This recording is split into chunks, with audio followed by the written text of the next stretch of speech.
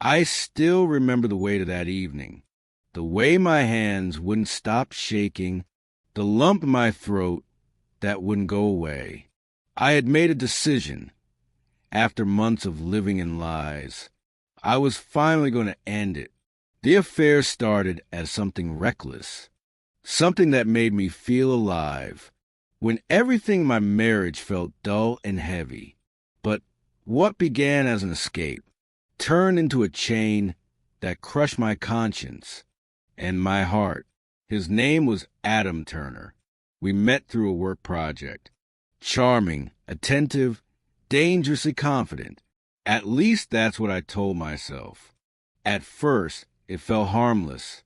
Drinks after long work days, a few late-night messages, playful jokes. But it wasn't harmless. Not after that night. He leaned over the table and kissed me, and I didn't stop him. Everything blurred after that. Stolen weekends, hidden hotel rooms, whispered lies. Every time I looked at my husband, Evan Miller, I told myself I would stop, that I would fix everything. But every time I tried, Adam pulled me back in with, "You deserve better." That night, I finally gathered courage. Evan had been distant. I'd felt it for weeks. He looked at me differently lately, as if he sensed something he couldn't name. Maybe I was just being paranoid, but it didn't matter. I knew I had to end this. Before he found out, I texted Adam, "We need to talk tonight." He replied within seconds, "Your place or mine?" I hesitated. My place was too risky. Too many memories. Too much to lose. "Yours." My last message to him that day. I told Evan I had to stay late at work. He barely looked away from the TV, just nodded. That small, silent gesture hit me harder than I expected. Adam's apartment was dimly lit. When I walked in, he greeted me with that same crooked smile that used to make me forget everything. "You look awful," he joked softly, brushing a strand of hair from my face. I didn't smile. "Adam, we need to stop," I said. The words came out sharper than I planned. He laughed, not mockingly, but in disbelief. "Stop what? Seeing each other? That's not what you want." "It is." My voice trembled, but I meant every word. Evan doesn't deserve this. I don't deserve this. I thought I could keep everything separate, you, me, and him, but I can't. It's eating me alive. He sighed. "Come on, Claire, don't do this. You think he's suddenly going to love you more, just because you start pretending again that everything is fine? He barely even looks at you. You told me that yourself." His words cut deep because they were true, or at least partly true. Evan and I had begun drifting apart long before Adam ever appeared. We had stopped laughing, stopped touching, stopped talking about dreams. But none of that erased what I had done. "I need to fix my marriage," I whispered. "Please, don't make this harder." Adam dragged a tense hand through his hair. "So that's it? You use me to feel something, and then you walk away like it meant nothing?" I wanted to scream that it did mean something, maybe too much, but instead I just said, "Goodbye, Adam." I turned to leave. My heart was pounding so violently it hurt, but he grabbed my wrist, not roughly, just enough to stop me. "Don't do this," he said again, softer now, almost pleading. "You're going to regret this." And then, a sound I will never forget. The door opened. For a second, my brain refused to understand. Then I heard his voice. Calm, controlled, too controlled. "Don't stop because of me." I froze. The air punched out of my lungs. When I turned around, Evan was standing there, in the doorway, staring at me with an expression I couldn't read. The world slowed. The keys slipped from his hand and hit the floor with a sharp, echoing clatter. It sounded like a gunshot.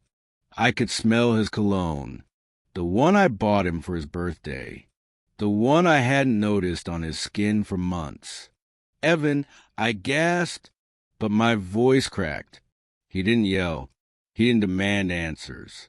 He just looked at me, and in his eyes wasn't anger, but something colder.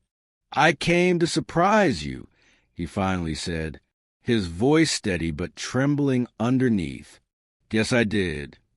Adam stepped back, mumbling something useless like, "It's not what it looks like," which only made the silence heavier.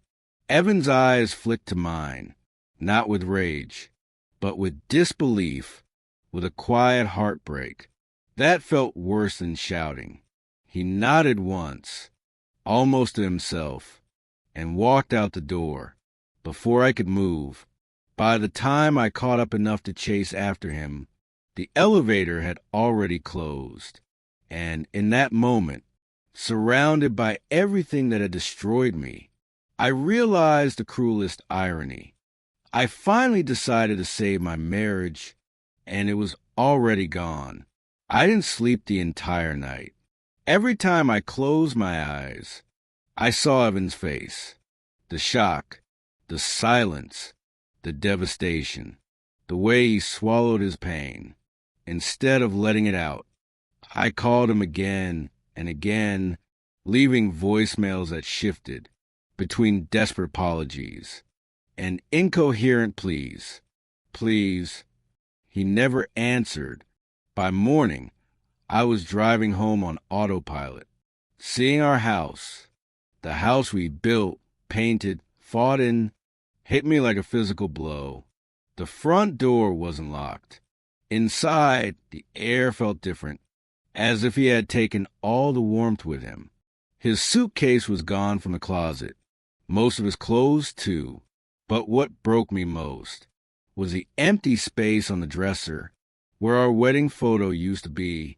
He didn't rip the photo. He didn't break anything. He simply removed it. On the kitchen table lay a letter, folded once neatly, deliberately. I recognized his handwriting before I even opened it. "Claire, I don't think there's anything left for me to say. That would make this easier for either of us.